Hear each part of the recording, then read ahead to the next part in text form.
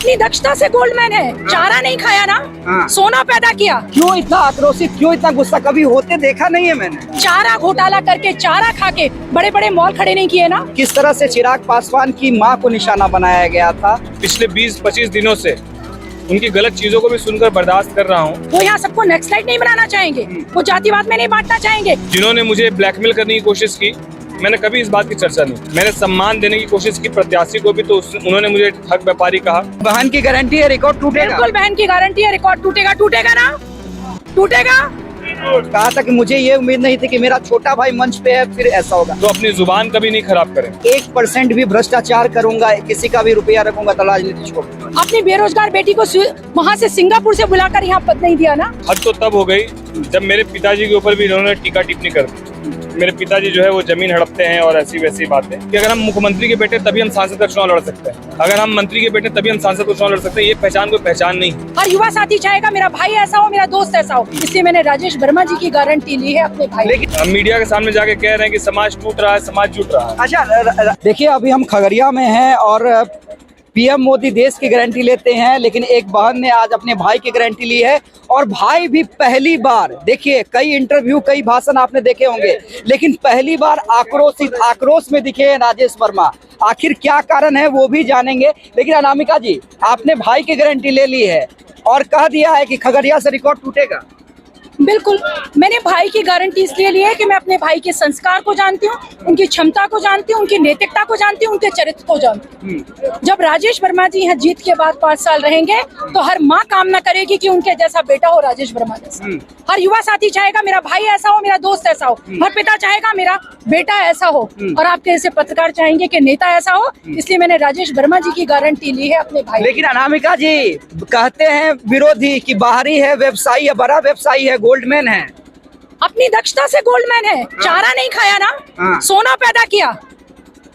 सोना पैदा किया 2 पीढ़ियों से, उनके दादा ने, उनके पिता ने हाथ की कारीगरी से। आज भागलपुर के बड़े धनाढ्य लोगों में शामिल हुए। चारा घोटाला करके, चारा खा के बड़े बड़े मॉल खड़े नहीं किए ना।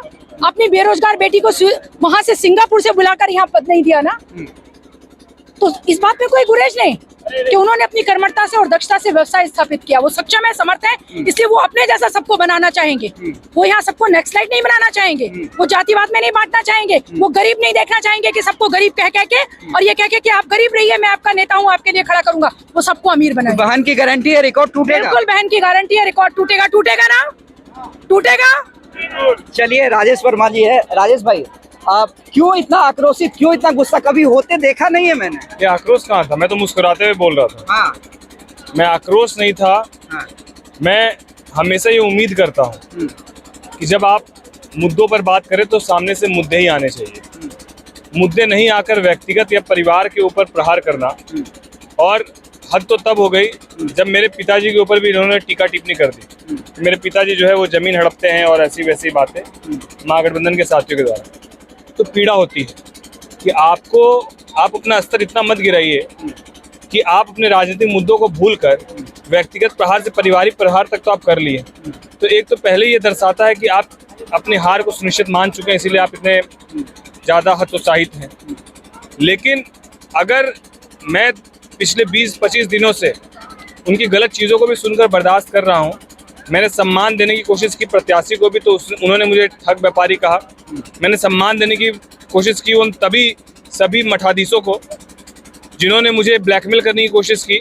मैंने कभी इस बात की चर्चा नहीं। और आज वो मठाधीश लोग मीडिया के सामने जाके कह रहे हैं कि समाज टूट रहा है, समाज जुट रहा है। अच्छा राजेश जी, यही जो आरोप आप लगा रहे हैं कि परिवार को निशाना बनाना, जमुई में भी आपने देखा होगा कि किस तरह से चिराग पासवान की मां को निशाना बनाया गया था, अभद्र टिप्पणी की गई थी। चिराग पासवान काफी भावुक हो गए थे। कहा था कि मुझे ये उम्मीद नहीं थी कि मेरा छोटा भाई मंच पे है, फिर ऐसा होगा। तो इस तरह की जो राजनीति चल रही है, मैंने कहा कि देखिए विरोध तो होना ही है। अगर आप एक दूसरे के खिलाफ तो विरोध होगा, लेकिन ये पारिवारिक पे जो हमला होता है तो कितना दुख होता है। बेशक किसी को भी दुख होगा।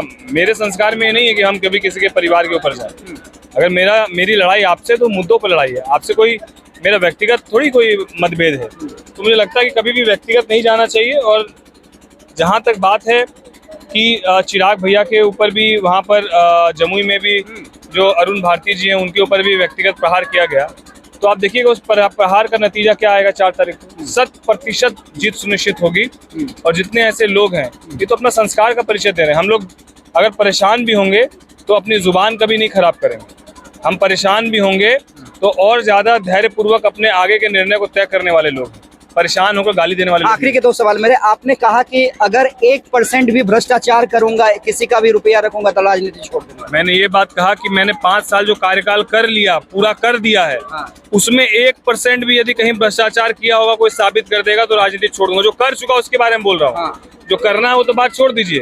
ये ऑलरेडी 5 साल का टेन्योर जो पूरा कर चुका है, मैं उस पर ये दावा कर रहा हूँ कि कोई साबित करके दिखा दे। अच्छा, तेजस्वी जी आज आए थे, उन्होंने भी बाहरी और का मुद्दा बनाया कि बाहरी लोग कैसे आपका विकास कर पाएंगे, कैसे आपकी समस्या सुन पाएंगे। उन्होंने बहुत सारी बातें की। उन्होंने ये बात भी कही, मुझे मीडिया के साथी ने कहा कि हम तो पहचानते ही नहीं हैं कौन है, कैसे टिकट दे दिया। तो हम यही कहना चाहते हैं, बिल्कुल आप कैसे पहचानेंगे। हम ना किसी विधायक के बेटे रहे, ना किसी सांसद के बेटे रहे, ना किसी मुख्यमंत्री के बेटे रहे। हम तो पूरी तरीके से, मेरे घर में मेरे अलावा कोई किसी राजनीतिक पार्टी का सदस्य भी नहीं रहा पहले। तो अब कैसे हमको पहचानेंगे। हाँ, हमको भागलपुर के लोग पहचानते हैं क्योंकि मैंने 5 साल उनके बीच काम किया है। और हमको लगता है कमो बेश अगर उनके पार्टी के भी लोग होंगे तो वो पहचानेंगे और मेरा परिचय वो देंगे। तो पहचान इस बात से होना जरूरी नहीं है कि अगर हम मुख्यमंत्री के बेटे तभी हम सांसद का चुनाव लड़ सकते हैं, अगर हम मंत्री के बेटे तभी हम सांसद का चुनाव लड़ सकते हैं। ये पहचान कोई पहचान नहीं है।